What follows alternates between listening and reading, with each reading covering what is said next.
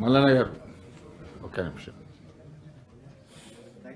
ఇప్పుడు దేవాలయాల విషయానికి వస్తే మనం మేజర్గా మాట్లాడుకుంటుంది యాదగిరిగుట్ట, లేదంటే వేములవాడ, లేదంటే గురించి మాట్లాడుకుంటున్న ప్రాంతాల్లో ఉండేటువంటి పోచమ్మ కానీ, ఎల్లమ్మ కానీ, మైసమ్మ కానీ ఒకప్పుడు ఆ ఊర్లోకి ఎంటర్ అవుతూ ఉంటే ఆ ఊరి పొలిమేరలో ఉన్నటువంటి దేవతను మొక్కి మాత్రమే ఊర్లోకి పోయేటువంటి ఒక ఆనవాయితీ ఉండేది అధ్యక్ష.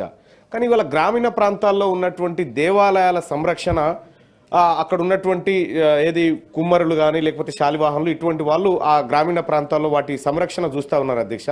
మిగతా ఆలయాల్లో లాగా వాటికి కూడా ప్రభుత్వం కొంత చేయూతను అందిస్తే ఆ ఆలయాల అభివృద్ధి అక్కడ భక్తుల మనోభావాలను గౌరవించే విధంగా ఉంటుందని చెప్పి నేను తమరి ద్వారా రిక్వెస్ట్ చేస్తా ఉన్న అధ్యక్ష. ఆ విషయాన్ని పరిశీలించాలి. ఇంకొక చిన్న విషయం అధ్యక్ష, ఇప్పుడు దేవాలయాల విషయంలో చాలాసార్లు కూడా ఇప్పటిదాకా మనం మాట్లాడుకున్నాం. ఒక ఇరిగేషన్ మంత్రి గారు కూడా ఇక్కడే ఉన్నారు. ఇది ఇద్దరికి సంబంధించినటువంటి అంశం అధ్యక్ష. ఇప్పుడు అనేక ప్రాజెక్టులకు దేవాలయాల పేర్లు, దేవుళ్ళ పేర్లు పెట్టుకున్నాం అధ్యక్ష. ఎందుకంటే ఆ ప్రాజెక్టుల పైన వచ్చినటువంటి ఆరోపణ నేపథ్యంలో ఆ ఆలయాల పేర్లు, దేవుళ్ళ పేర్లు ప్రాజెక్టులకు పెట్టిరు. వాటిని తొలగించే ప్రతిపాదన ఏమన్నా ప్రభుత్వం దగ్గర ఉందా? ఎందుకంటే కాళేశ్వరం పేరు పెడితే అది కొంత అవినీతిలో ఉంటే దేవుళ్ళకు కూడా బదనాం అయ్యేటువంటి అవకాశం ఉంది.